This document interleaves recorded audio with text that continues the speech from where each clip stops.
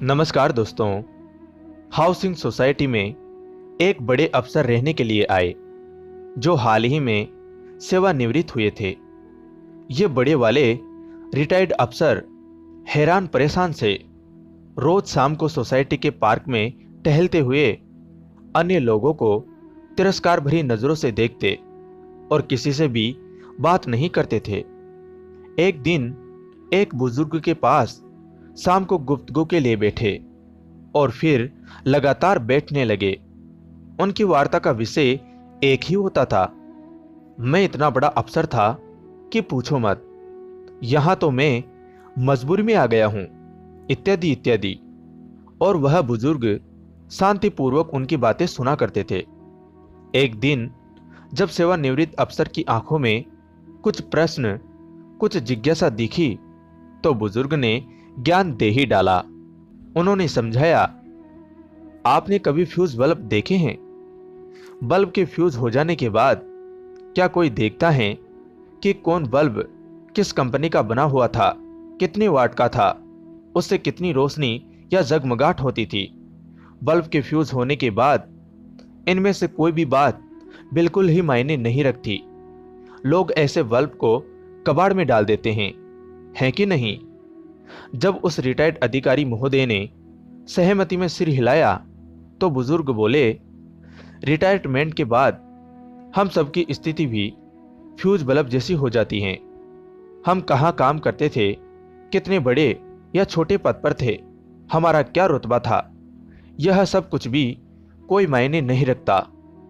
कुछ देर की शांति के बाद अपनी बात जारी रखते हुए फिर वो बुजुर्ग बोले कि मैं सोसाइटी में पिछले 5 वर्ष से रहता हूं और आज तक किसी को यह नहीं बताया कि मैं 2 बार संसद सदस्य रह चुका हूं।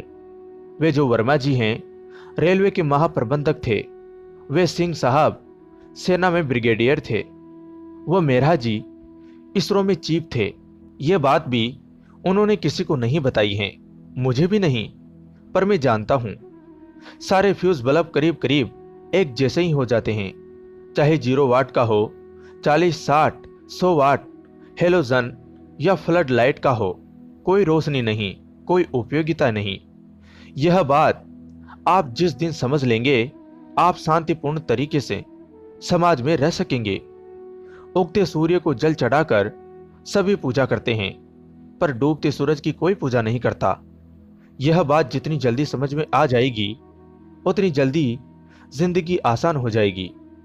कुछ लोग अपने पद को लेकर इतने वहम में होते हैं कि रिटायरमेंट के बाद भी उनसे अपने अच्छे दिन भुला ही नहीं भूलते।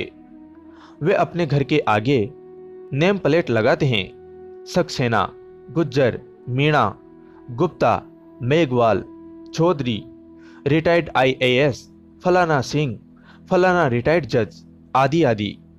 ये रिटायर्ड आईएएस, आरएएस, एसडीएम, तहसीलदार, पटवारी, बाबू, प्रोफेसर, प्रिंसिपल, अध्यापक, अब कौन सा पद है भाई? माना कि आप बहुत बड़े ऑफिसर थे, बहुत काबिल भी थे, पूरे महकमे में आपकी तुत्ती बोलती थी, पर अब क्या? अब तो आप फ्यूज बल्ब ही तो हैं। यह बात कोई मायने नहीं रखती कि आप किस विभाग में थे, कितने बड़े पद पर थे, कितने मेडल आपने जीते हैं।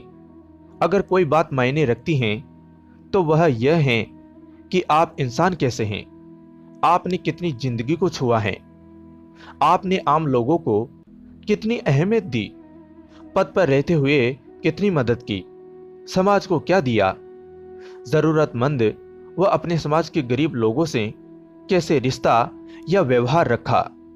लोग आपसे डरते थे कि आपका सम्मान करते थे। अगर लोग आपसे डरते थे तो आपके पद से हटते ही उनका वह डर हमेशा के लिए खत्म हो जाएगा। पर अगर लोग आपका सम्मान करते हैं तो यह सम्मान आपके पद विहीन होने पर भी कायम रहेगा। आप मरने के बाद भी उनकी यादों में, उनके दिलों में जिंदा रह सकते हैं।